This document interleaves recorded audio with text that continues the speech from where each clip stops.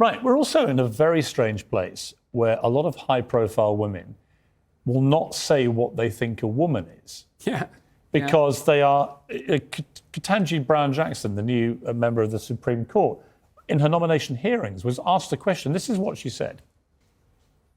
As you say, a hot topic today and could certainly be litigated.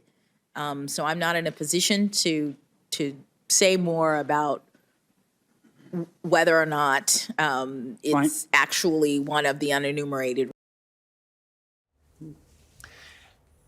It was a riveting moment because you're going to be on the Supreme Court of the United States of America. You're a woman. You're the first black woman on the court. And that in itself, I know you've raised eyebrows about why did Joe Biden go out there and say we need to have a black woman? Why not just say we want the best person available? And then if she's the best person, get her on the court, which I completely agree with.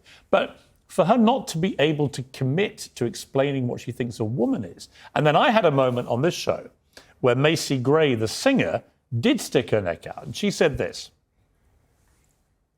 I will say this, and everybody's going to hate me, but as a woman, just because you go change your parts doesn't make you a woman. Right. Sorry. You feel that? I know that for a fact. Like, if you want me to call you a her, I will, because that's what you want. But that doesn't make you a woman just because I call you a her and just because you got a surgery. With chilling predictability, Macy Gray stuck to her guns for a couple of days, and then the onslaught was so overwhelming against her, she had to go on national television in America, issue a groveling apology for everyone that she'd hurt, with this statement of what many would think is just a statement of biological fact.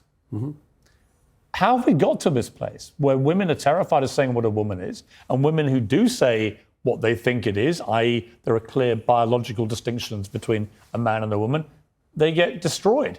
Well, we've accepted this preposterous hypothesis that your identity is only subjectively defined. And as I've tried to point out on some of my lectures, the only people who think their identity is subjectively defined are 2-year-olds.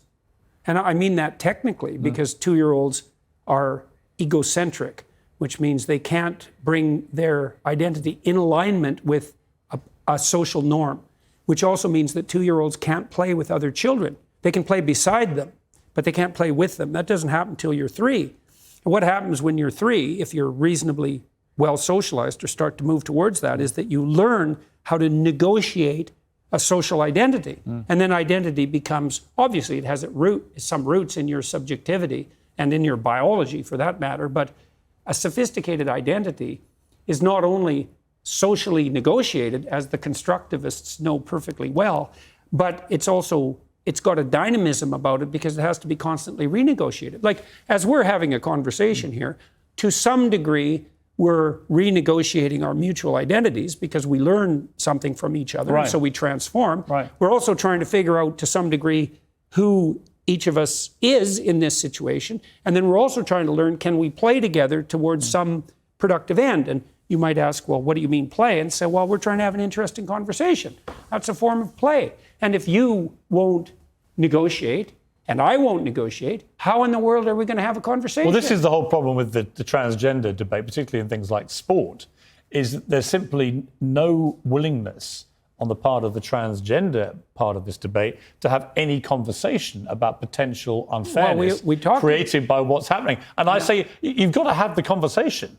Yeah, but we talked about that earlier. The people who really push this, or the ideas that govern this, was a better way of thinking about it, this is a very difficult thing to understand. You think there's such a thing as reasonable conversation. That's not on the table for the radicals. No, it's not. See, your notion of reasonable conversation is nothing but your insistence that your ethos dominates. And their response is always, well, then you're transphobic. Yeah, well. Or you're racist, or you're both. Or you're a biological essentialist or some whatever damn it is. thing, yeah.